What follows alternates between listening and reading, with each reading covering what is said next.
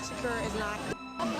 Where's Tupac? Retired homicide detective Phil Ramos says soon after the shots were fired, Las Vegas police zeroed in on Tupac's potential killer, a man named Orlando Anderson.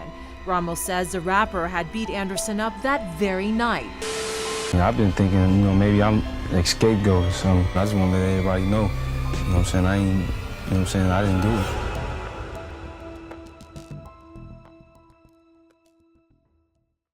September 6, 1996. No one would ever assume the next 24 hours would change the entire world and the future of hip-hop forever. Tupac Amaru Shakur, one of the most prolific artists to emerge around that era, was furthering his reign and empire through music and his ability to impact and lead the minds of those that heard his music and ideology. On that night, on September 6, 1996, Tupac was at the Lacey Street studio in Los Angeles, California, filming his music video for his song, Toss It Up. They wrapped up filming around 11 p.m. that night and headed back to rest their heads as the following day, they were scheduled to be off to Las Vegas for numerous reasons. One, legendary boxer Mike Tyson, a close friend of Tupac, was having a heavyweight bout versus Bruce Sheldon at the MGM Grand in Las Vegas. And weeks prior, he promised to go with Suge. Even though something was off, Tupac was a man of his word and wasn't going to break his promise to his friend. His then fiancée and daughter of the iconic Quincy Jones, Kidada Jones, recalls Tupac's eerie feeling that day. As per her recollection, Tupac told her he didn't want to go to Vegas, but did it out of keeping his word. She would accompany Tupac, but not to the boxing match, as Tupac didn't want her around that environment. Maybe it was as a precaution due to the feeling he had. At that precaution, if so, would turn out to be right. That second reason for his trip to Las Vegas was to celebrate the birthday of his business partner, Tracy Robinson. Amid planning to go to Vegas, Tupac's mind was uneasy. Behind the scenes, there were tensions brewing and family issues with his crew of affiliates, which he labeled the Outlaws, needed to be tended to. Tupac wanted to go to California to ensure matters were dealt with, but he was persuaded to upkeep his obligations to the Vegas trip. Unfortunately, that decision would be his undoing. September 7, 1996. The day arrived where Las Vegas was the destination. Even packing felt filled with bad energy from Tupac.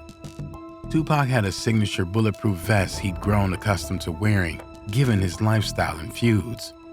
But his fiancée recalls Tupac even declining to pack that attire, as if he knew Vegas would be his final moments. On the drive to Las Vegas, certain things stood out along the way. Tupac would stop at a gas station convenience store and buy only magazines about guns, which he was obsessed with until they checked into the Luxor Hotel and Casino on the Vegas Strip. Kidada Jones' exact words at the site of the pyramid-shaped structure were, "God," she said, "it's so evil." It seemed all the signs were adding up, and Tupac's life would soon be subtracted from the equation. Still, it was Las Vegas, and nothing gets better than Las Vegas nights. At around 7:51 p.m., along with Suge and his entourage, Tupac made his way to the MGM Grand Garden Arena, where Mike Tyson was scheduled to fight. Mike Tyson dominated the fight, ending the match in the first round with a knockout. Tupac was ecstatic to see his friend win the fight and rushed down to greet Mike Tyson as he exited the ring. The two held in an embrace in celebration, and it was a smile, not knowing that tears would be pouring that same night. Minutes later, the incident that sparked Tupac's murder happened. In the lobby of the MGM Grand Hotel, footage captured a beatdown by Tupac, Suge Knight, and their entourage on a rival gang member known as Orlando Anderson. While one fight ended in the ring, another took place in the lobby. Anderson was left with a dislocated shoulder and had to be hospitalized. What I didn't realize is that he actually got so hurt that he had to go to the hospital. Yeah. So Was his shoulder up or something like that? Yeah, shoulder. Then we kicked his shoulder. So was it out like of place. dislocated? Or? Dislocated, yeah.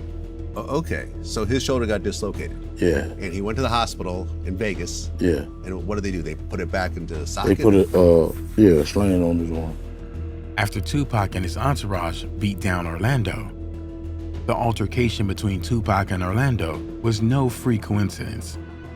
At that time, there was a number of feuds that revolved around Tupac, Suge Knight's record label to which Tupac was signed. Two notable ones were between Suge Knight and Sean Puff Daddy Combs, which had West Coast artist Tupac facing off against Bad Boy's East Coast artist, Biggie Smalls. While Tupac had to deal with the consequences of that feud, being a part of Death Row Records also extended a gang feud to his doorstep. Suge Knight was a well-respected Mob Piru member and was locked in a battle with rival set Southside Compton Crips. That was ignition to what occurred in the MGM Grand between Tupac and Orlando Anderson.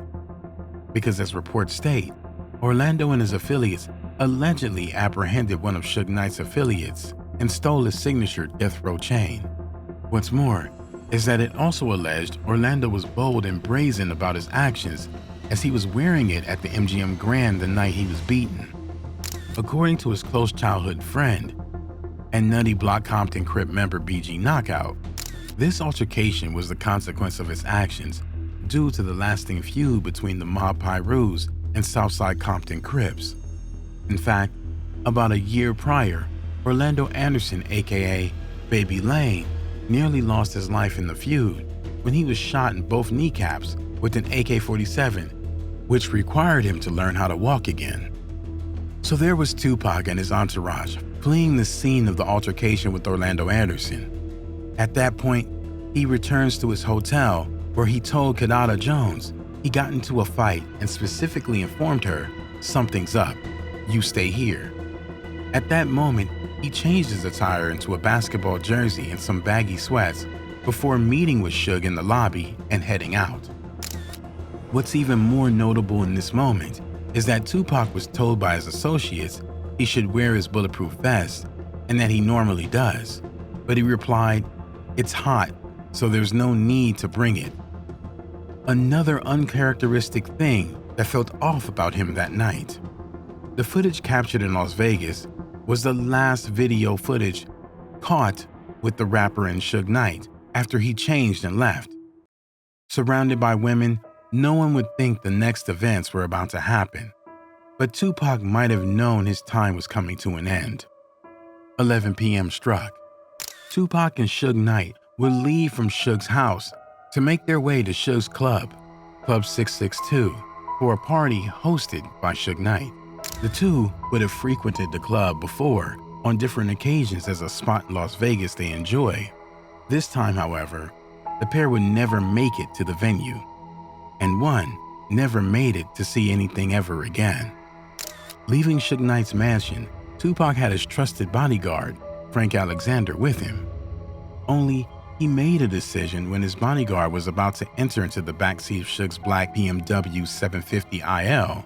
As Frank opened the door, Tupac instead told him to drive the Lexus with his crew, the Outlaws, as they planned on consuming a hefty amount of alcohol at the party, and he'd be the designated driver.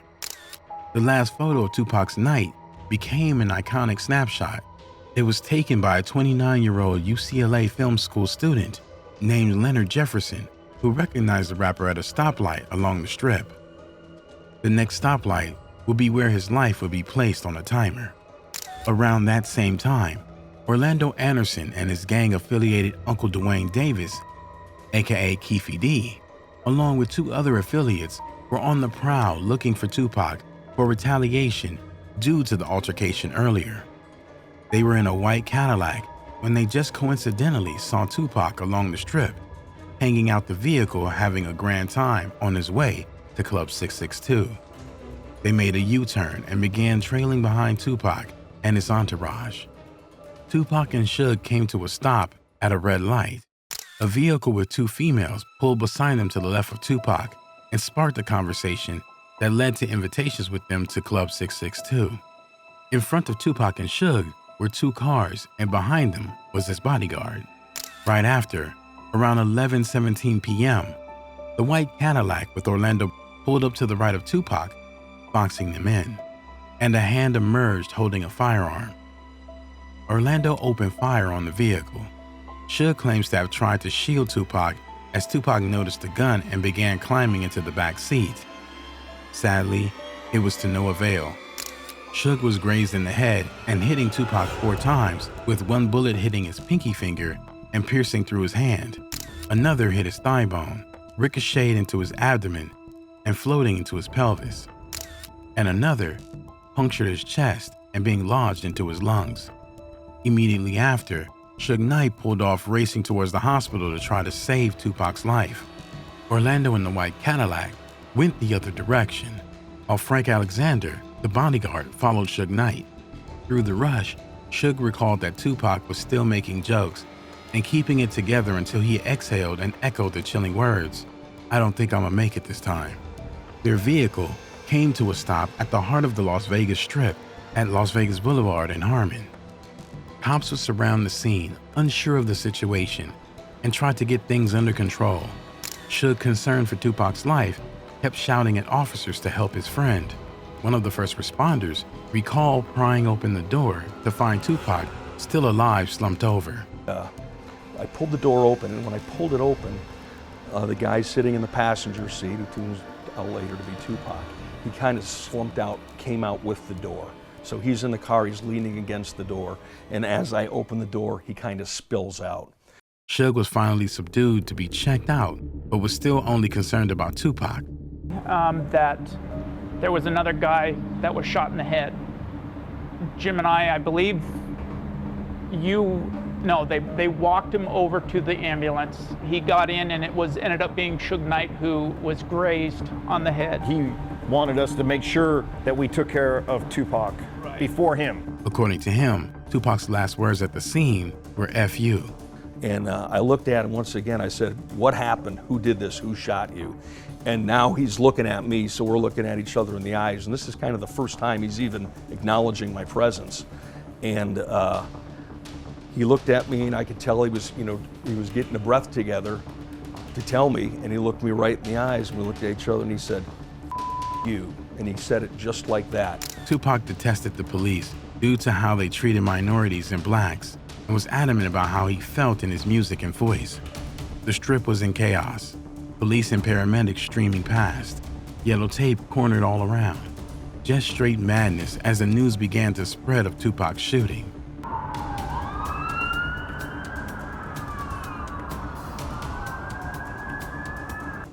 Press conferences and news began circulating of the tragedy that occurred. Tupac was rushed to the University Medical Center in Las Vegas in critical condition. At Club 662, where his friends, like business partner Gobi Rahimi, are awaiting his arrival, news comes that Tupac had been shot, prompting them to rush to the hospital. Tupac's right lung was removed to try to stop the bleeding. He was placed on ventilators and induced into a coma to try to save his life. With Tupac still fighting for his life, his friends and family began receiving threats from rivals that they were going to return and finish the job. So they took it upon themselves to stand watch, as for some reason, security wasn't stationed. September 13th, Tupac's aunt, Gloria Cox, and his mother, Afeni Shakur, visited the hospital to be given the news that Tupac's kidneys were failing and they had to resuscitate him 3 times. In that moment, at around 4:03 p.m., his mother made the call to pull the plug and let her son find peace. Tupac Shakur was officially pronounced deceased.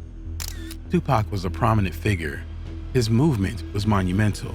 It was no surprise law enforcement was worried about a war breaking out due to his passing.